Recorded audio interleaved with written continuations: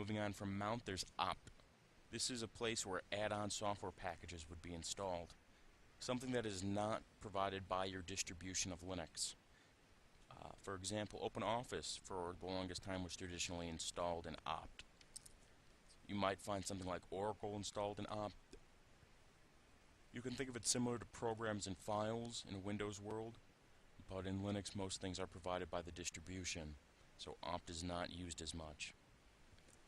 Proc, for example, though, is much different. It's very similar to dev in that it provides a file location for something that may not actually be a real file, in the sense that it doesn't reside on a hard drive.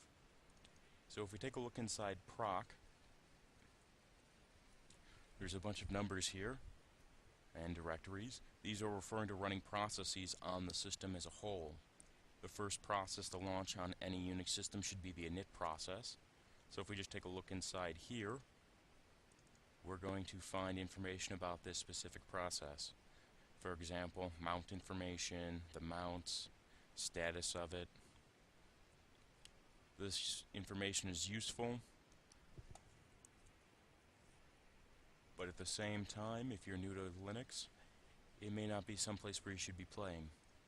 But it's useful to understand what proc is and what it represents.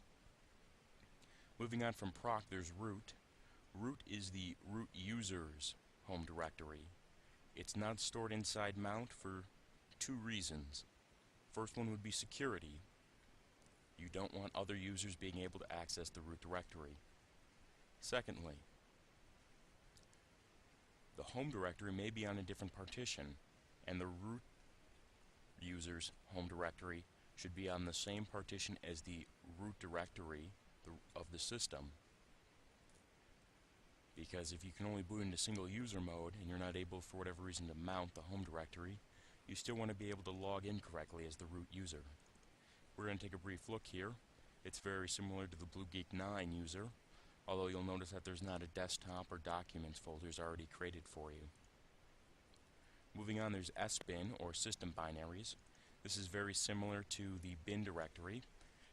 The primary difference, though, is that sbin, or system binaries, have binary files that are only meant to be executed by the root user. So fdisk would be located here, along with formatting your hard drives, mkfs, whatever your file system would be, you would find here. Again, things that are placed inside sbin should be reserved for things used to recover your system. The rule of thumb, again, is if you can only boot into single user mode, if you need the utility and it can only be executed by root, it should be inside sbin. Then there's SRV, or service. The standard states that it should be data for services provided by the system. It doesn't provide much more detail than that, and as if you will notice, there aren't any files located inside here.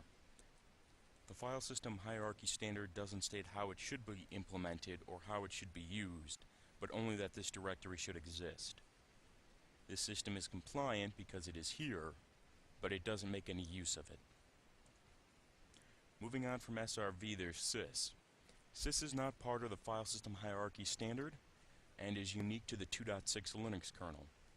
The sys directory provides a user interface into the internal workings of the kernel during runtime. It allows the user to change things like the disk I/O schedule of the kernel on the fly. The sys directory is not, I would say, it isn't complicated, but the explanation might be a bit involved and should be reserved for a subsequent video. Moving on from sys, there's temp, TMP. This is just a place to create temporary files. Anything inside here should be able to be deleted without risk of damaging anything on the system. Traditionally, when the system boots, it deletes everything out of here.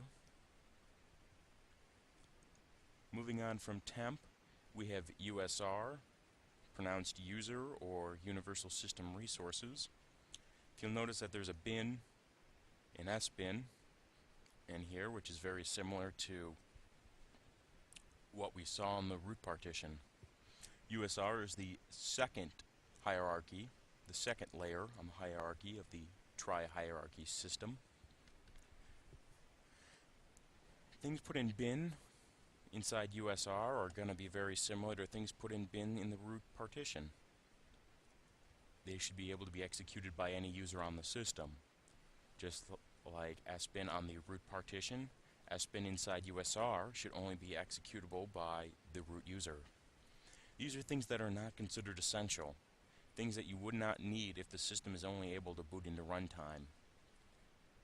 If we take a brief look here inside USR bin, we'll see some of the files.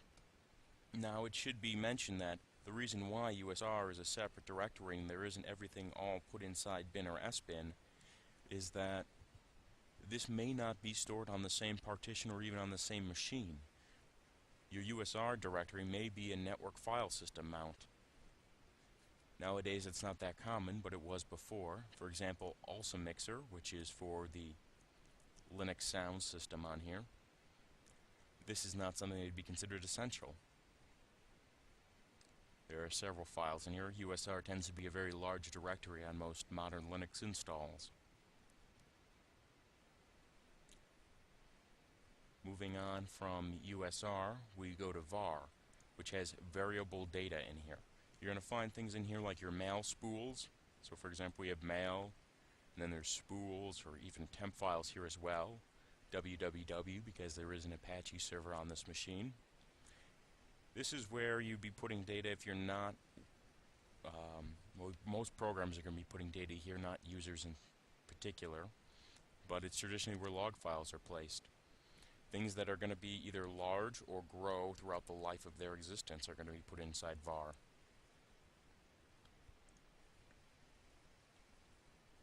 And then these are two symlinks which points to the init.rd and the kernel of the system. I hope you've enjoyed this video. Hopefully it'll be the first of many to come.